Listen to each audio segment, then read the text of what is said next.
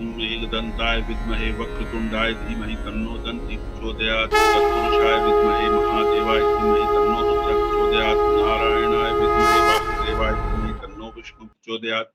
दिव्यै ब्रह्माण्यै विद्महे महाशक्त्यै च धीमहि तन्नो देवी प्रचोदयात्। महालक्ष्मी च विद्महे विष्णुपत्न्यै च धीमहि तन्नो लक्ष्मी प्रचोदयात्। भास्कराय विद्महे महद्युतिकराय धीमहि तन्नो आदित्य प्रचोदयात्। ओम जयंती मंगला काली भद्रकाली कपालिनी दुर्गा क्षमा शिवा धात्री स्वाहा स्वधा नमोस्तुते। ओम शरणागत दीनाथ परित्राण परायणे सर्वस्यार्ति हरे देवी नारायणी नमोस्तुते। वसुदेव वसुतं देवं कंस चाणूरमर्दनं देवकी परमानंदं कृष्णं वंदे जगद्गुरुं। गुरुर्ब्रह्मा गुरुर्विष्णु गुरुर्देवो महेश्वरः गुरुः साक्षात् परब्रह्म तस्मै श्री गुरुवे नमः।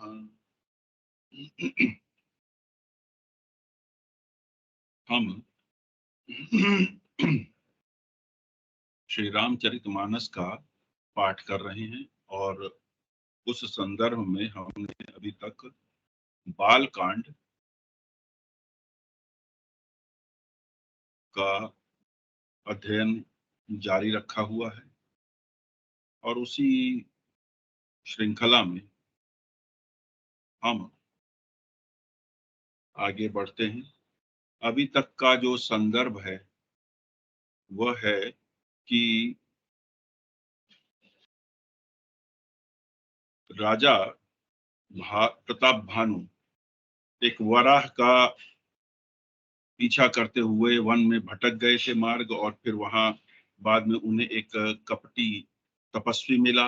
वो कपटी तपस्वी उस राजा प्रताप भानु द्वारा एक बार हराया गया था। तब से वह उस वन में रहता था और वहां पर वह मुनिवेश में था। राजा उसे पहचान नहीं सके, वह राजा को पहचान गया और उसने फिर राजा को अपने शब्द पाशों में ऐसा बांधा कि राजा अपने मतलब लिए उसे एक सिद्ध संत मानकर आशीर्वाद मांगता है कि मैं सर्वदा विजयी रहूं। और ऐसा आशीर्वाद वो जो कपटी मुनि वेश में जो होता है वो दे भी देता है। और फिर राजा को ये कहता है कि तुम मुझसे मिले, ये बात कभी किसी को बताना मत, क्योंकि जन्म के बाद से मैं यही हूँ, मैं कभी किसी नगर इत्यादि नहीं गया हूँ। और फिर वो ये भी कहता है कि तुम्हें ब्रह्मा और शिव भी तुम्हारा कोई अहित नहीं कर पाएंगे, किंतु यदि कोई ब्राह्मण श्राप दे देगा तो उससे तुम्हारा सर्वनाश हो जाएगा। इसलिए ब्राह्मण के श्राप से बचने के लिए तुम्हें उपाय करना चाहिए। और वो उपाय में बताता है कि 1,00,000 ब्राह्मणों को सकुटुंब बुलाकर प्रतिदिन भोजन कराओ। भोजन मैं बनाऊंगा, खिलाना तुम, बताना मत कि किसने बनाया। और उसके अतिरिक्त ये कहता है कि जो तुम्हारा जो पुरोहित है उसको मैं माया से यहाँ ले आऊंगा और अपने रूप में बना के यहाँ रख दूंगा, और मैं तुम्हारे पुरोहित का वेश धर के वहां रहा करूंगा और 1 वर्ष तक तुम्हारे इस उपाय में तुम्हारा साथ दूंगा, तुम्हारी सहायता दूंगा। तो अब ये एक षड्यंत्र था उस कपटी का। कल जहां हमने समाप्त किया था वहां जो चौपाई थी वो थी, ते ही खल पाछिल बयरु संभारा, तापस नृप मिली मंत्र विचारा, जेहिरी पूछे सोई रचनी उपाऊ, भावी बस न जान कछुराऊ। उस दुष्ट ने पिछला वैर याद करके तपस्वी राजा से मिलकर षड्यंत्र किया और जिस प्रकार शत्रु का नाश हो वही उपाय रचा। भावी वश राजा प्रताप भानु, भावी वश अर्थात जो भविष्य में होने वाला है, जो नियति है, राजा कुछ नहीं समझ सका। अब तुलसीदास जी एक उपमा देते हैं। रिपु तेजसी अकेल अपि, लघु करि गनि न ताहु, अजहु देथ दुख रवि ससिहि, सिर अवशेषित राहु। तेजस्वी शत्रु अकेला भी हो तो उसे छोटा नहीं समझना चाहिए। जिसका मात्र सिर बचा था, वह राहु। तेजस्वी शत्रु को अकेला भी छोटा नहीं समझना चाहिए। जिसका सिर मात्र बचा था वह राहु आज तक सूर्य और चंद्रमा को दुख देता है। तो आगे है, आपस नृप निज सख ही निखारी, हर्षि मिले उठे भयो सुखारी, मित्र ही कही सब कथा सुनाई, जातु दान बोला सुख पाई, अब साधिउ रिपु सुनहु नरेसा, जो तुम कीन मोर उपदेशा, परिहरि सोच रहा तुम सोई, बिनु औषध आदि विधि खोई, कुल समेत रिपु मूल बहाई, चौथे दिवस मिलब मैं आई, तापस नृपहि बहुत पर तोषी, चला महाकपटी अति रोषी, भानु प्रताप ही बाजी समेता, पहुँचाए सी छन माज निकेता, नृपहि नारी पहि शयन कराई, हय गृह बांधे सी बाजी बनाई। तो आगे क्या होता है कि तपस्वी राजा अपने मित्र को देखकर उठ कर मिला। ये कौन कौन सा मित्र? जो वाराह था, अर्थात वो एक राक्षस था जो वाराह के रूप में था, जिसने राजा प्रताप भानु को भ्रमित किया मार्ग में।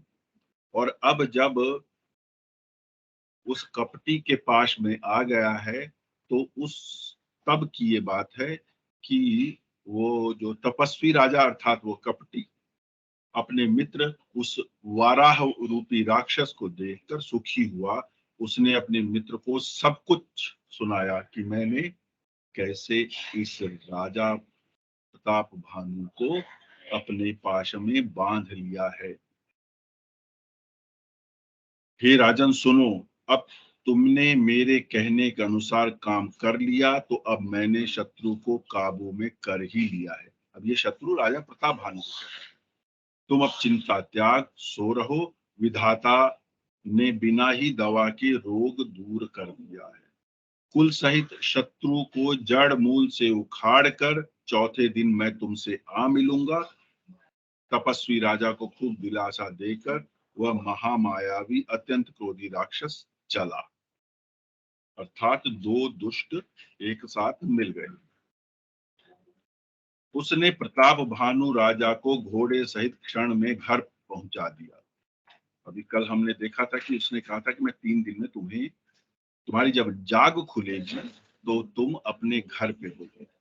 वह कार्य किसने किया? उस मायावी व्यक्ति, उस मायावी राक्षस ने किया जिसने वाराह का रूप धरा था।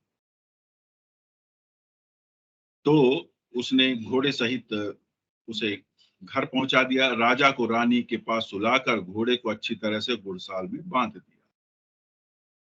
राजा के उपरोहित ही हरि ले गयउ बहोर, लय राखे सी गिरी खोह महु, माया करिमति भोर।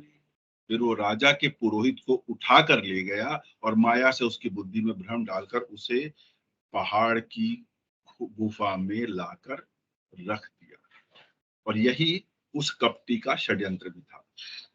और उस षड्यंत्र में क्या था कि मैं रसोइया बनूंगा और वेश धारण करूंगा तुम्हारे पुरोहित का। तो अब मतलब उसने जो भी षड्यंत्र जो भी रचा था, वह षड्यंत्र कार्य रूप ले रहा है।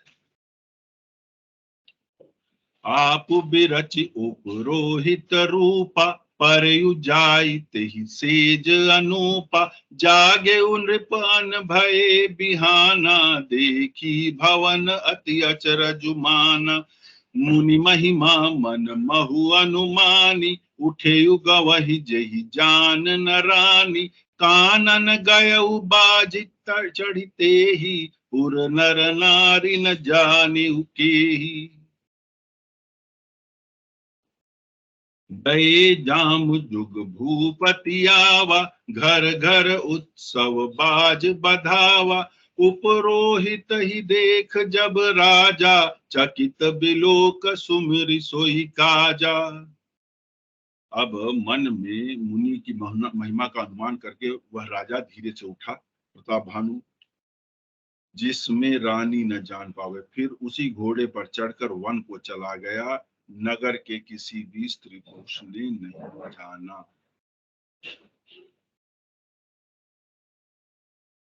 अब अर्थात जैसा षड्यंत्र उस कपटी ने रचा था, उसी अनुसार राजा का व्यवहार हो रहा। दोपहर बीत जाने पर राजा आया, घर घर उत्सव होने लगा, बधाई बजने लगी। तब राजा ने पुरोहित को देखा, तब वह अपने उसी कार्य का स्मरण करके आश्चर्य से देखने लगा। अब यहाँ पे मायावी पुरोहित है।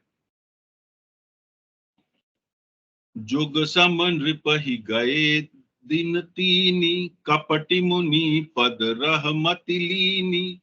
समय जानी उपरोहित आवा, नृप ही मते सब कही समझावा। राजा को 3 दिन युग के समान बीते। उसकी बुद्धि कपटी मुनि के चरणों में लगी हुई थी। निश्चित समय जानकर पुरोहित बना हुआ राक्षस आया और राजा के साथ हुई गुप्त सलाह के अनुसार सब विचार करके उसे समझा दिया। नृप हर्षे पहचानी गुरु, भ्रम बस रहा न चेत। बरे तुरत सत सहस बर, बेप्र कुटुंब समेत। संकेत के अनुसार उस रूप में पहचान कर राजा प्रसन्न हुआ। अब राजा को नहीं मालूम कि उसके विरुद्ध षड्यंत्र चल रहा है और ये मायावी राक्षस और वो कपटी राजा का खेल चल रहा है। ब्रह्मवश उसे चेत न रहा। उसने तुरंत 1 लाख उत्तम ब्राह्मणों को कुटुंब सहित निमंत्रण दे दिया, क्योंकि उपाय के रूप में उस कपटी ने क्या कहा था? ये कहा था कि प्रतिदिन 1 लाख ब्राह्मणों को कुटुंब सहित तुम भोजन कराओ 1 वर्ष तक, और रसोई मैं बनाऊंगा, खिलाना तुम, पर मेरा भेद मत कहना।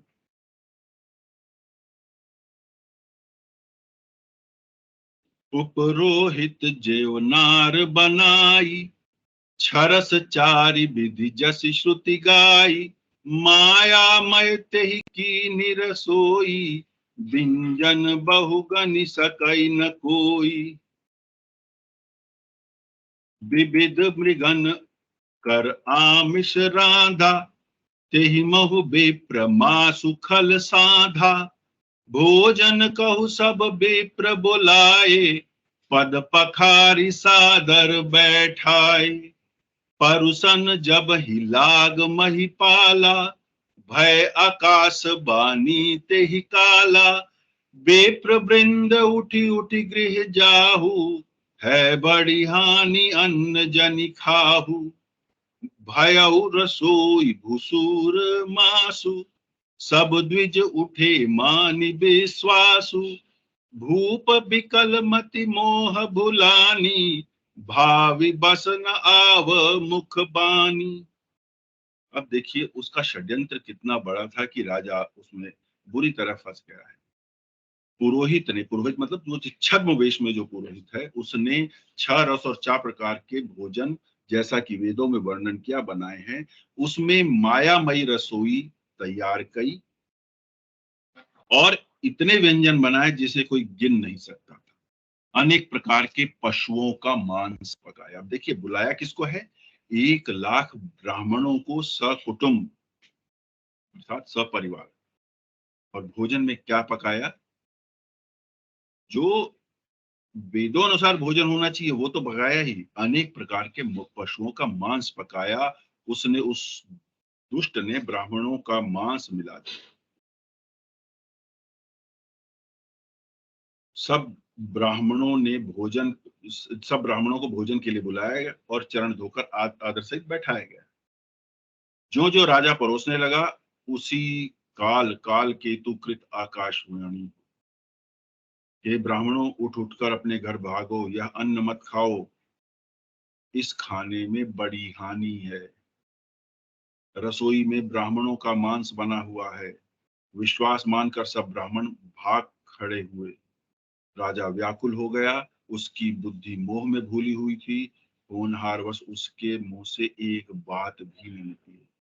होनहारवश उसके मुंह से एक बात भी नहीं निकली। क्या है होनहारवश? मतलब कि जो होनी थी वो बलवती थी। क्यों बलवती थी? क्योंकि उस कपटी ने वचन ले लिया था राजा प्रताप भानु से कि तुम मेरे मिलने के विषय में कभी किसी से नहीं कहोगे। अब नहीं कहेंगे, ये वचन राजा दे चुका है, तो इसलिए वो नहीं कह रहा है। और वो बता नहीं रहा है कि ये हो क्यों रहा है, या ये भोजन 1 लाख ब्राह्मणों को का कुटुंब करने का विचार क्यों कैसे आया। बोले विप्र सकोप तब, नहीं कछु कीन विचार। जाय निशाचर हो ही नृप, मूढ़ सहित परिवार। अब जब 1 लाख ब्राह्मण आए हैं, वो भी सकुटुंब आए हैं, तो अगर आज के हिसाब से भी कहें तो 4 लोगों की अगर फैमिली है तो 4 लाख ब्राह्मण आए कम से कम। पहले परिवार पड़े होते। वे ब्राह्मण क्रोध सहित बोले, उन्होंने कुछ विचार नहीं कहा। अरे मूर्ख राजा, तू जाकर परिवार सहित राक्षस हो जा। अब देखिए क्या हो रहा है। राजा की वृत्ति गलत नहीं है, लेकिन वह किसी के पाश में बंध गया है, किसी के षड्यंत्र में बंध गया, और उस षड्यंत्र के कारण अब ब्राह्मण वास्तव में उससे क्रोधित हो गए। अर्थात अन्यथा वह एक अत्यंत धर्मनिष्ठ राजा था, और हमने जैसा पहले जाना है, उसने वेदों में कहे सब प्रकार के यज्ञ कई कई बार किए। ऐसा धर्मनिष्ठ राजा, जब उसकी बुद्धि भ्रष्ट हो गई, वह उसको शब्द पाशों में बांध लिया, कृतज्ञतावश वह अपनी बुद्धि की सूझबूझ को छोड़ बैठा है, तो अब उसे अकारण ही यह दंड भुगतना पड़ रहा है। ब्राह्मण क्रोधित हो गए हैं और उन्होंने श्राप दिया कि तू परिवार सहित राक्षस हो जा। छत्र बंधु तै विप्र बोलाई, घालय लिए सहित समुदाय। ईश्वर राखा धर्म हमारा, जय सही तैसा मित परिवारा। संबत मध्य नाश तव हो, जलदाता न रहि कुल को। नृप सुनि श्राप विकल अति त्रासा, भय बहोरी बर गिरा आकाशा। ब्राह्मण आगे कह रहे हैं कि हे नीच क्षत्रिय, तूने परिवार सहित ब्राह्मणों को बुलाकर उन्हें नष्ट करना चाहा। ईश्वर ने हमारे धर्म की रक्षा की। वो जो आकाशवाणी उस खुद मायावी राक्षस ने कर दी थी कि मत खाओ, इसमें ब्राह्मणों का मांस मिला हुआ है। तो उसी के कारण कह रहे हैं कि भगवान ने हमारे धर्म की रक्षा की, तू परिवार सहित नष्ट हो जा। 1 वर्ष के भीतर तेरा नाश हो जाए। संबत मध्य नाश तव हो। संबत मतलब वर्ष, मध्य मतलब बीच में, 1 वर्ष के बीच में तेरा नाश हो जाएगा। जलदाता न रह कुल को, कुल में कोई पानी पिलाने वाला भी नहीं रहेगा। शाप सुनकर अब राजा व्याकुल हो गया, और अब तभी फिर आकाशवाणी हुई। विप्रहु साप विचारि न दीन्हा, नहीं अपराध भूप कछु कीना। चकित विप्र सब सुनि नभ बानी, भूप गयउ जह भोजन खानी। फिर आकाशवाणी हुई। क्या हुई? हे ब्राह्मणों, तुमने विचार करके श्राप नहीं दिया। राजा ने कुछ अपराध नहीं किया। आकाशवाणी सुनकर सब राजा चकित हो गए। तब राजा वहां गया जहां भोजन बना था। अब देखिए, पहले आकाशवाणी वो काल केतु स्वयं करता है, वो राक्षस स्वयं करता है, वो जो मायावी रसोईया बन के आया और पुरोहित बन के रह रहा है, वो करता है कि ब्राह्मणों भोजन मत करो, इसके अंदर ब्राह्मणों का मांस मिला हुआ है। तो ब्राह्मण क्रोधित होकर उसे परिवार सहित राक्षस हो जाने का श्राप देते हैं। लेकिन फिर आकाशवाणी होती है और वो कहती है कि ब्राह्मणों, तुमने बिना सोचे श्राप दे दिया है, राजा का दोष नहीं है। तब राजा वहां गया जहां भोजन बना था। वहां न भोजन था, न रसोईया ब्राह्मण था। राजा के मन में अपार चिंता हुई। उसने ब्राह्मणों को सब वृतांत सुनाया। भयभीत और व्याकुल होकर पृथ्वी पर गिर पड़ा। भूपति भावि मिटई नहीं, यद्यपि न दूषण तोर, किए अन्यथा होई नहीं, विप्र श्राप अति घोर। हे राजन, यद्यपि तुम्हारा दोष नहीं है तो भी होनहार मिटता नहीं है। ब्राह्मणों का श्राप बहुत ही भयानक होता है। यह किसी तरह से टाले नहीं टल सकता। अब ये समझना आवश्यक है कि क्या क्यों नहीं टल सकता, अभी बोला ही तो है। देखिए, शब्द ब्रह्म कहा जाता है। हमारे शास्त्र में, सनातन में शब्द को ब्रह्म कहा गया है। इसलिए हर शब्द एक अर्थ रखता है, एक ऊर्जा रखता है। इसको बहुत सरल रूप से समझा जा सकता है कि शब्द का प्रभाव होता है कि नहीं। मंत्र छोड़ दीजिए, भजन छोड़ दीजिए,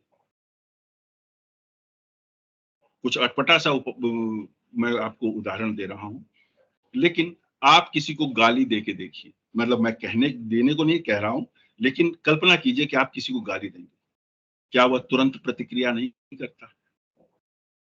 शब्द ही तो बोला है, क्यों कर रहा है प्रतिक्रिया? क्योंकि शब्द एक प्रभाव रखते हैं, और यही प्रभाव मंत्र रखता है, यही प्रभाव श्राप रखता है। तो यदि हम ऐसा समझते हैं कि हम जो कुछ भी मजाक में भी बोल देते हैं वो यूं ही है, उसका प्रभाव नहीं पड़ता, तो ऐसा नहीं है। प्रभाव पड़ता है। हमें प्रकृति के स्वभाव को समझना पड़ेगा। खेत में एक दाना चावल बोएंगे, 100 दानों की बाली वापस देती है प्रकृति। एक दाना गेहूं बोएंगे, 100 दानों की बाली वापस देती है प्रकृति। इसी प्रकार एक अच्छाई हम प्रकृति में बोएंगे, 100 अच्छाई प्रकृति वापस करती है। एक बुराई बोएंगे, 100 बुराई प्रकृति वापस करती है। अब कहें कि भाई उसका क्या दोष है, राजा क्या क्या दोष है? दोष नहीं है, प्रकृति में बीज पड़ गया है। कई बार हम देखते हैं सड़क के किनारे या सड़क के डिवाइडर के बीच में भी मक्का खड़ा है, अकेला ज्वार अकेला खड़ा है, उस पे वो फल भी आ गया है, उसकी बालियां भी आ गई। कैसे? खेत में उगना चाहिए, सड़क पे क्यों उग रहा है? बीज है, सड़क पे पड़ेगा तो सड़क पे भी उगेगा। तो श्राप है, अज्ञानता से ही सही, निकला है तो प्रभाव देगा। और पहले के लोग तो बहुत तपस्वी होते थे, इसलिए उनके कहे का प्रभाव अधिक होता ही था। कली काल में हमें नहीं इतना अनुभव होता, हम नहीं इसका अनुमान लगा पाते। तो वही ब्राह्मण कहते हैं कि हे राजन, यद्यपि दोष तुम्हारा नहीं है, पर होनी नहीं अब टल सकती। बीज डल गया है प्रकृति में। ब्राह्मणों का श्राप बहुत ही भयानक होता है, वह टाले नहीं टलता।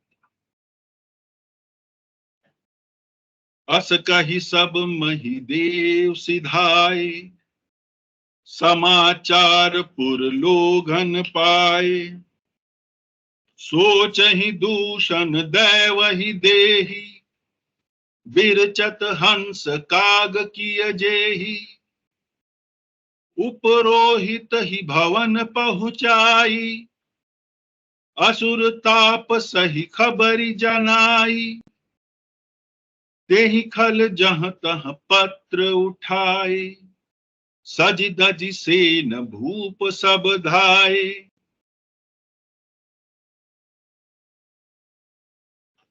तो ऐसा कहकर श्राप देकर ब्राह्मण चले गए। नगर वासियों उनको जब समाचार मिला तो उन्हें चिंता होने लगी और विधाता को दोष देने लगे कि हे भगवान, ये कैसी सृष्टि बनाई जिसने हंस बनाते जिसे हंस बनाते बनाते कौवा बना दिया।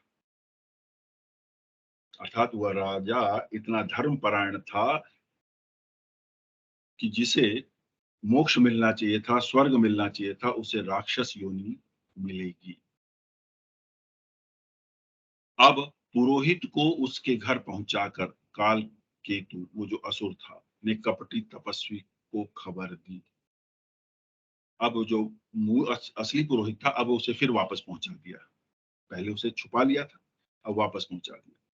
उस दुष्ट ने जहां तहां पत्र भेजे, जिससे सब वैरी राजा सेना सजाकर चढ़ दौड़े। अब देखिए, राजा को श्राप मिल गया है। 1 लाख ब्राह्मण सकुटुंब जो आए थे, वो राजा के विरुद्ध हो गए हैं। मन में कमोबेश वो भाव आ गया। प्रजा चिंतित हो चुकी है, राजा लज्जित हो चुका है। अब ये देखिए, ये साइकोलॉजिकल गेम पूरा हो गया। और ऐसे में वो कपटी राजा इस राजा प्रताप भानु के जितने भी शत्रु हैं, उनको पत्र लिखकर एकत्रित कर रहा है, मिली जुली एक सेना बना रहा है।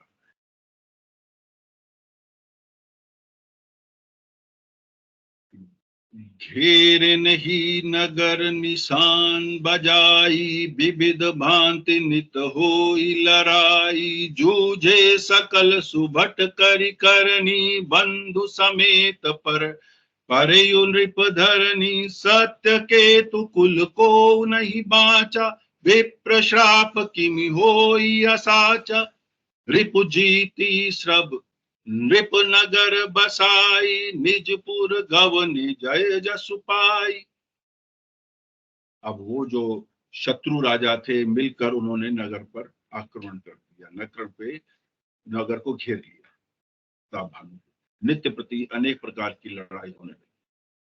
सब योद्धा करनी करके रण में जूझ मरे, राजा भी भाई सहित खेत रहा करता, वह भी मारा गया। सत्य केतु के कुल में कोई नहीं बचा। ब्राह्मणों का श्राप झूठ कैसे हो सकता है। शत्रु को जीतकर नगर को फिर से बसाकर राजा विजय और यश पाकर अपने अपने नगर को चले गए।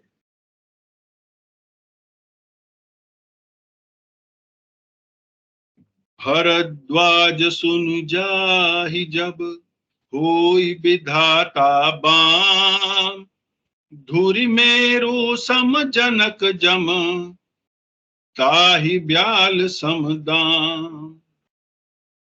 याज्ञवल्क्य जी भरद्वाज मुनि को कहते हैं, क्योंकि अब देखिए कथा आप सभी को याद होगा कि किस तरह चल रही है।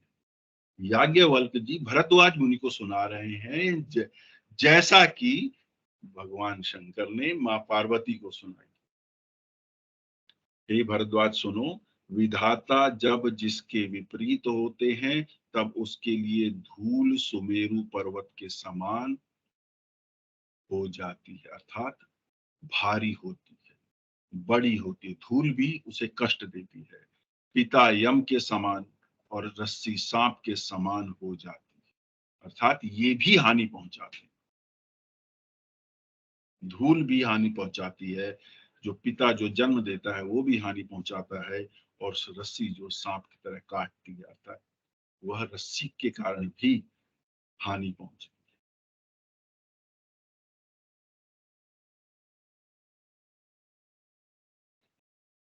काल पाई मुनि सोनु सोई राजा, राम हरे भयउ निशाचर सहित समाजा, राम हरे 10 सिर ताहि 20 भुज दंडा, राम हरे रावण नाम वीर बरी बंडा, नाम हरे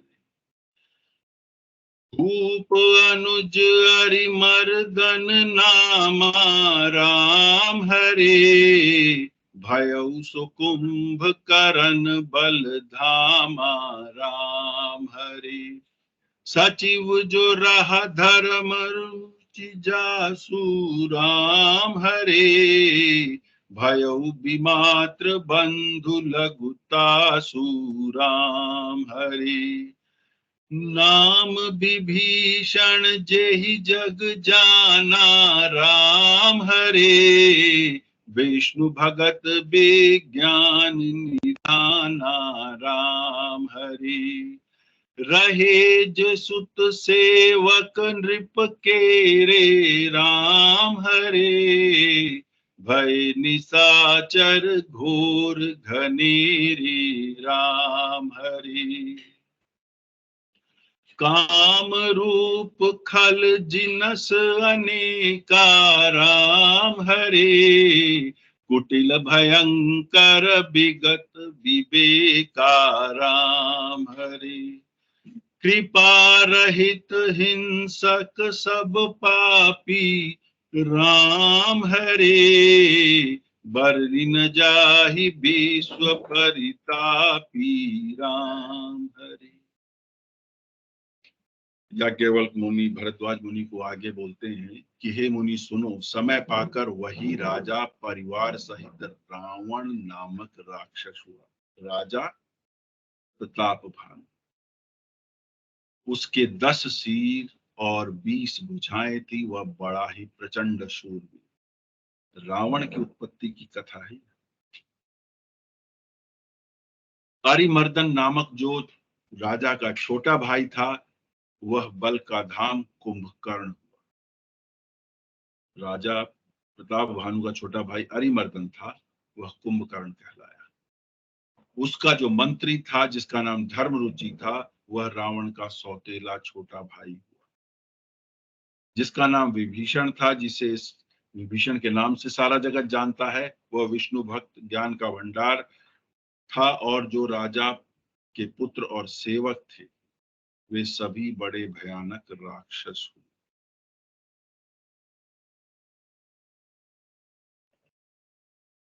वे सब अनेकों जाति से मनमाना रूप धारण करने, दुष्ट कुटिल भयंकर विवेक रहित निर्दयी हिंसक पापी और संसार भर को दुख देने वाले हुए। उनका वर्णन नहीं हो सकता।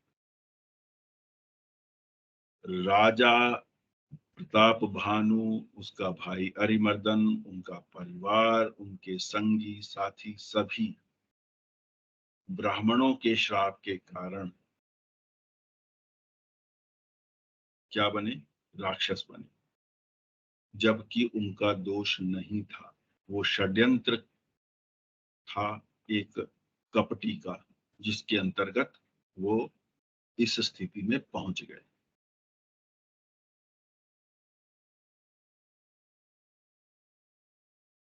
उपजे यद्यपि पुलस्त कुल, पावन अमल अनु, तदपि महीसुर श्राप बस, भय सकल अघरू। यद्यपि वो पुलस्त ऋषि के पवित्र निर्मल और अनुपम कुल में उत्पन्न हुए, तथापि ब्राह्मणों के शाप के कारण वे पाप रूप और ब्राह्मण कुल में उत्पन्न हुए, पुलस्त ऋषि के कुल में, लेकिन राक्षस हुए। आज के प्रकरण को यहीं विराम देते हैं। महादेव की कृपा से आगे कल बढ़ेंगे। इस समय आप सभी जो मुझसे जुड़े हैं, मेरी महादेव से प्रार्थना है कि वो आपके जीवन को सुखमय, मंगलमय और आनंदमय बनाए, जीवन में समस्त वैभव आपको प्रदान करें। मेरी आज पठन पाठन में, व्याख्या में जो त्रुटि रह गई हो, उसके लिए मैं दोषी हूँ। महादेव मुझे क्षमा करें। और जो कुछ भी मैंने शास्त्र सम्मत, वेद सम्मत, संस्कृति सम्मत, देव सम्मत, महादेव सम्मत कहा है, वह उनका है, उनको अर्पण। हर हर महादेव।